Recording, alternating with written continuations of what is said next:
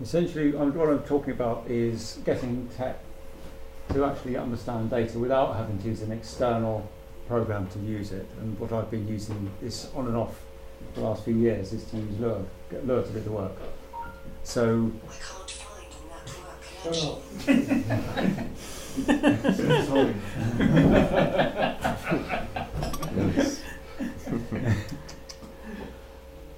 So here, this is the simple case. We've got some data up here, just some elements, which essentially what we're doing, we're letting, if you look at this document at the top, package commons got a whole load of stuff which you don't really know about at the moment, but it sets up the environment nicely for us, and also defines that T core tech underscore write line for us as well, which outputs stuff back into tech. So in the use package at the top, we've got elements A, B, C, which are just 3 values, and we just don't do an open close document, and then in the direct Lure we use that for K, V in pairs, which will be just a loop that will iterate through that array, or table as they like to call it in Lure, and output the elements in the order in which the pairs iterator did it. And let's see how elements has pairs. Because they've got an index which isn't shown there, it's generated automatically. Oh, so this is enumerating Python. Well, don't worry about the mysteries of Lure. That's they always the way, yeah. And when we run it, we end up with that. That's what it shows.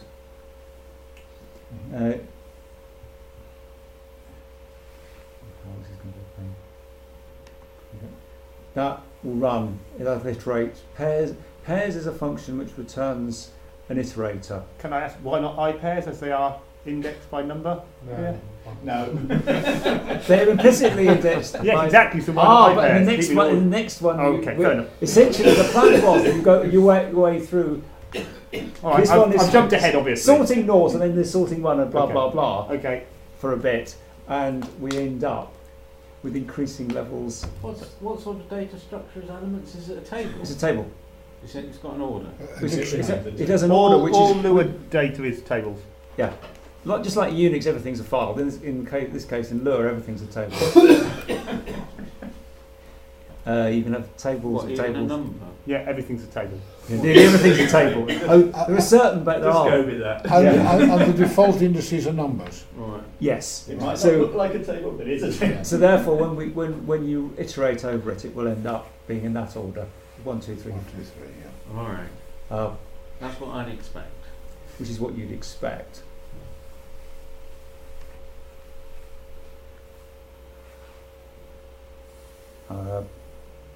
I'm going to skip a bit because otherwise we get.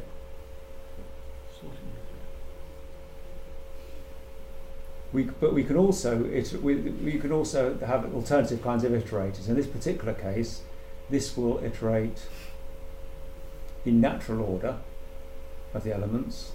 There we've got, you see, we've got a table containing some subtables. And when we run that, we'll end up with those elements displayed in their natural, the order in which they occur, A, Z, and E.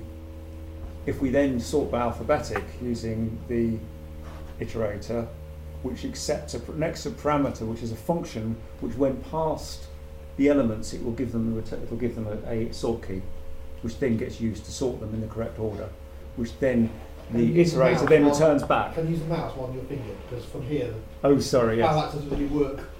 Yeah, okay, sorry, yes. We've got, that's the top part. You can't read it with that. Yeah, anyway, but right about there. Anyway. Just use your mouse cursor, that's fine. Yeah, so this bit here, that's an alternative iterator, which accepts an extra parameter, which is the sort function. In that case, it's got no sort function, so it just does it in the order in which they were presented. In this case, you've got the key and the element, And in this case, the key you return is the first element of that table. In Lua, tables are indexed starting at 1 rather than 0 in the way that's. Oh dear. Yes. Ooh. Nothing wrong with that. Some people like it, some people don't. One origin indexing was an American aberration in about 1950, and it stayed. I with put us it to you ever that normally a book will start at section 1, not section 0. Yeah, but I'm not programming a book. It's offset usually, so I suppose you save Programming a the few next Sorry, machine that code was instructions. a useless digression. I'm sorry. Anyway, that's how it works. This is Lua, you have Easy to to like write a it. library that Yeah. So therefore, we've got a little local function of sort some elements in alphabetic order, and it goes off and does it. Oh, we're going to run it now. Hang on. If I can find my mouse cursor. All credit to Simon for he hasn't got the screen in front of him. He has to. Very easy job. Very fiddly. Mm. Okay, now we've. Oh, you've run it. Yes. No. I actually. There's a make file that I ran earlier, like Valerie Singleton used to tell you. Here's one I prepared earlier. Mm-hmm. So there's your elements in natural order. There, and then by alphabetic order, and then by time. Time being some appropriate time units. Did they really say Zachariah? I thought it was Sorry? Zachariah. No, I don't understand that. Where did time get into? It's the number. Time is the Who was value. time? Where?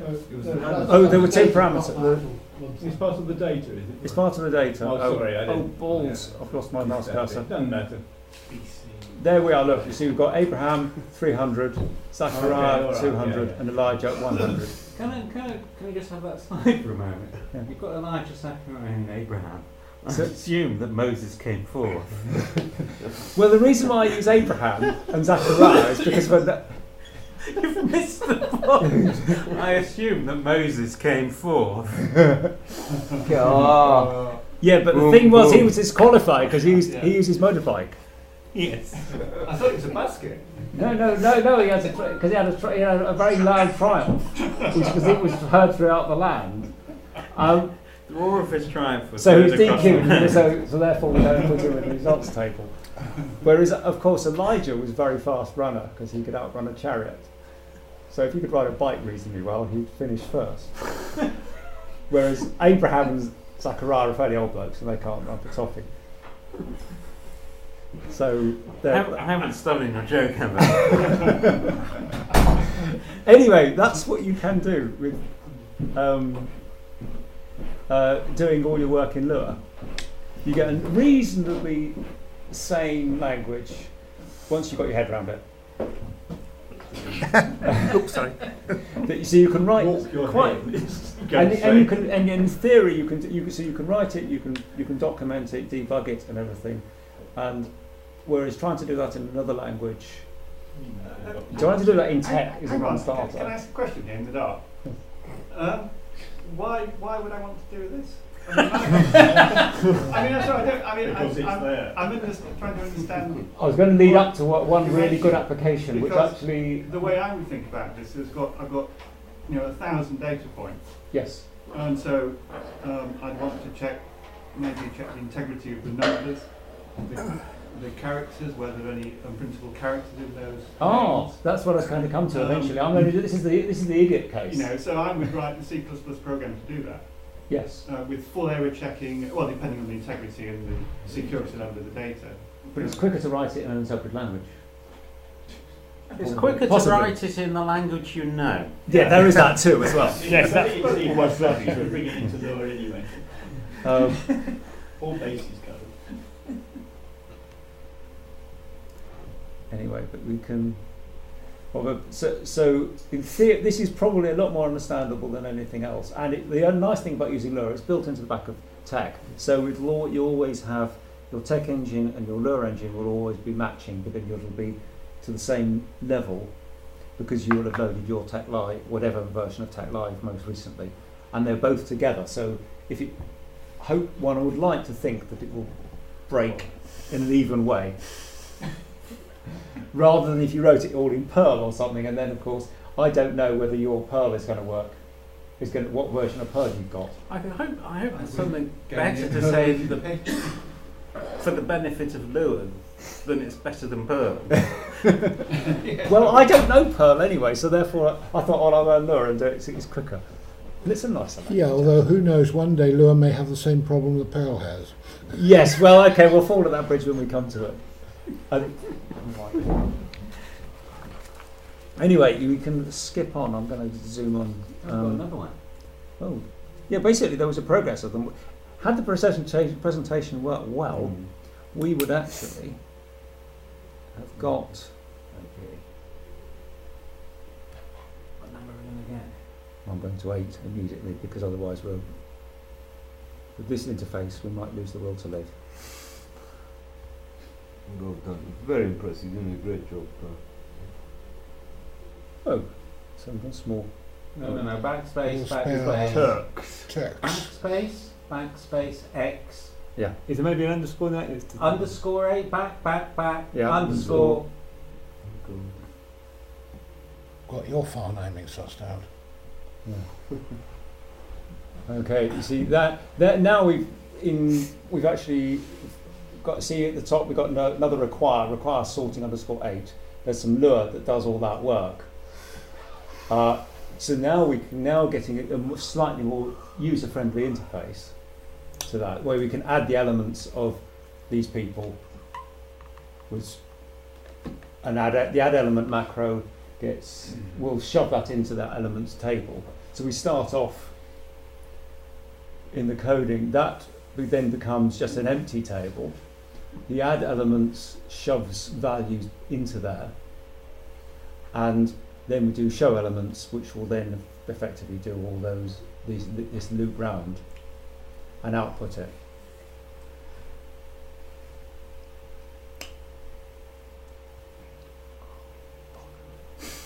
God, I keep on losing my mouse cursor. And so we end up with tables looking like that, where everybody's sorted correctly.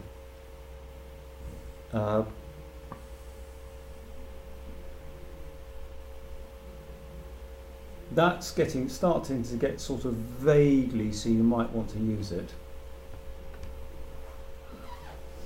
Then we get on to the last of the development ones I was going to show you. Well done. And here we've actually redefined our input syntax so that down here we've now got a much simpler document where we just go set elements, and now we've that Lua towards the top there, that will parse the parameters of set elements, where in this case we put a pipe to say this is the beginning of a record, and now we can start putting those people in that data in quite quickly, and that's a lot easier to key.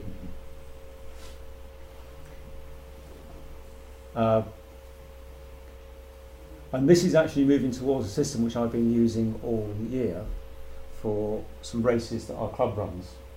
We meet up once a fortnight and we run around a local village for a bit, and then we see who's quickest. And that is done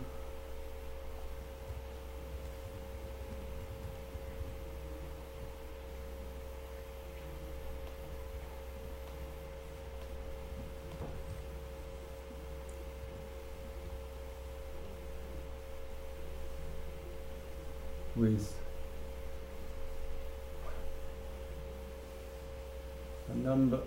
That is the sign-up file.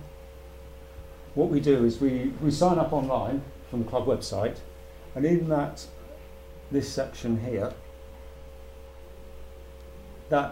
this bit here is just me. I just go to the website, copy and paste whatever was on the website page, and just paste it straight in there.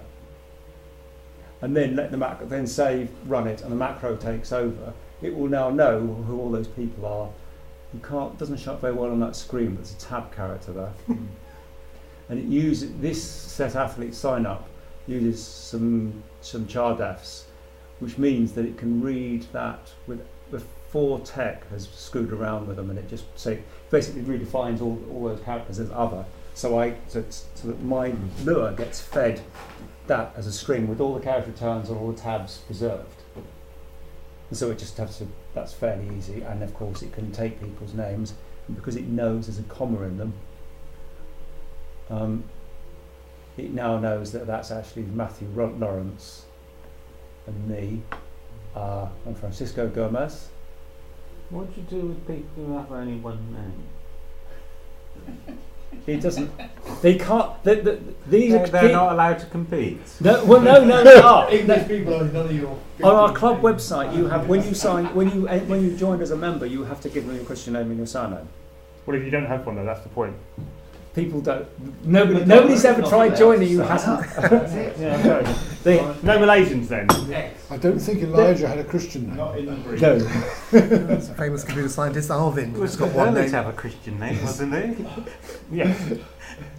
It's full name, surname. Actually, is might what we have a write. Jewish name. Yes. But you can have anyway whatever name you want to. Whatever I'm just name being you want to picky. use. I'm just being picky. Yes.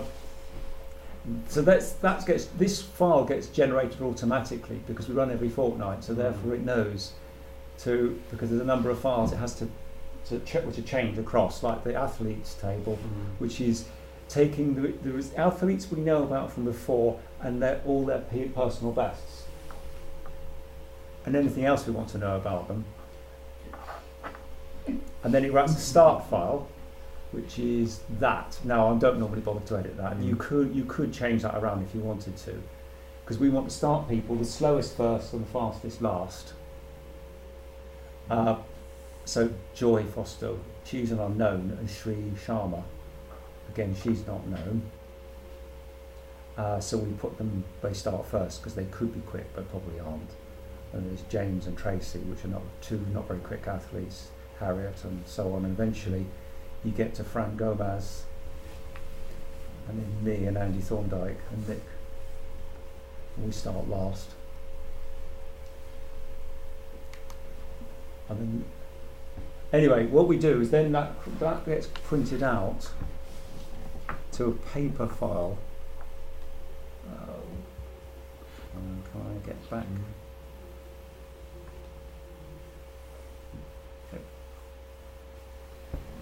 I don't need to see that anymore. I love that light. There.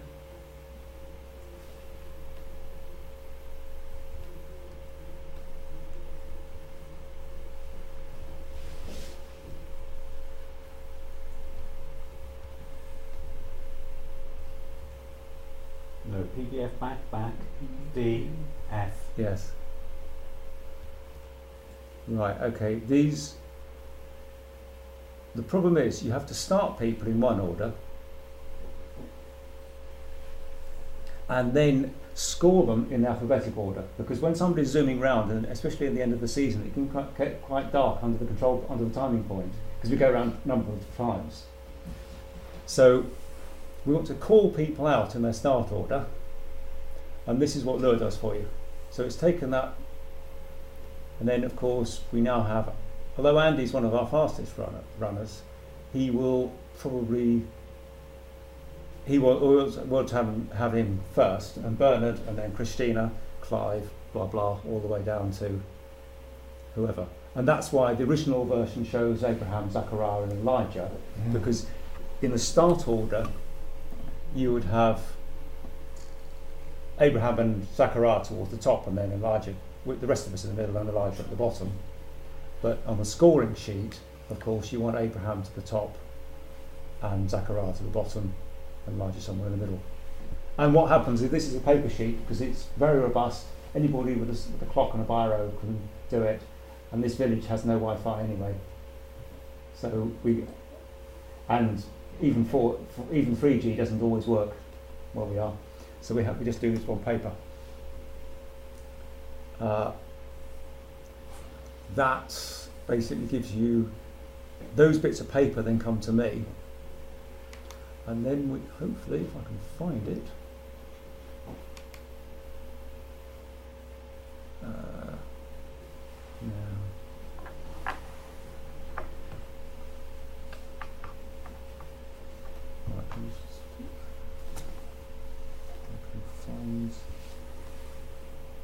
appropriate. Yeah, that. Okay, now this is what I do the following morning. If I get up in time.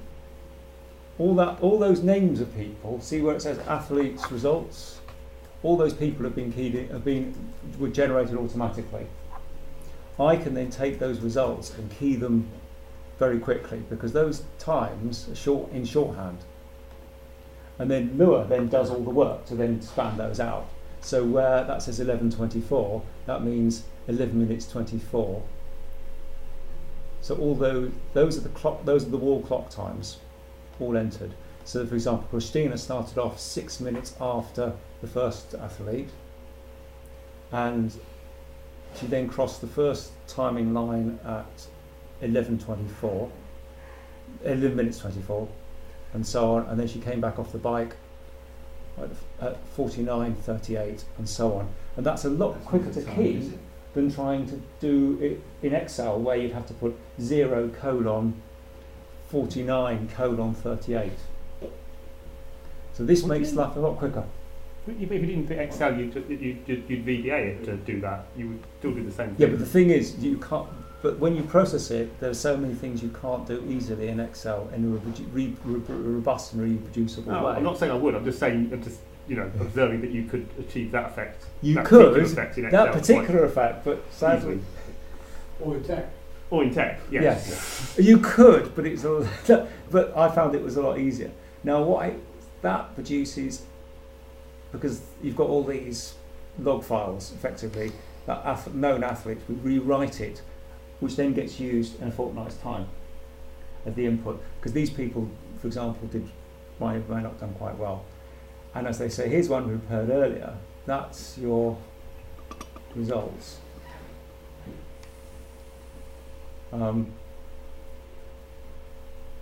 So everybody gets, it reiterates over every single split and works out the orders that everybody was in.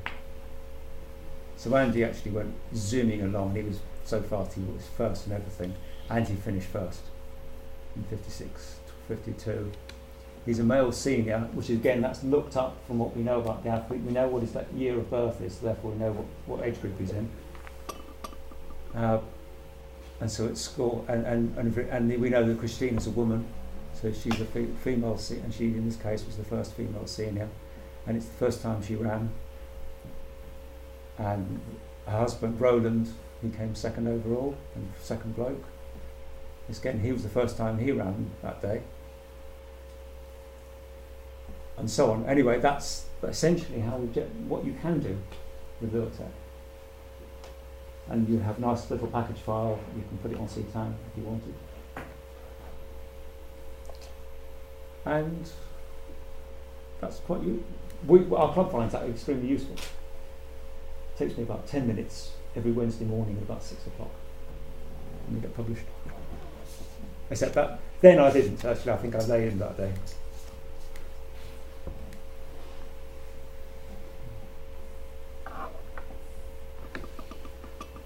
Anyway, that's it really. Thank you.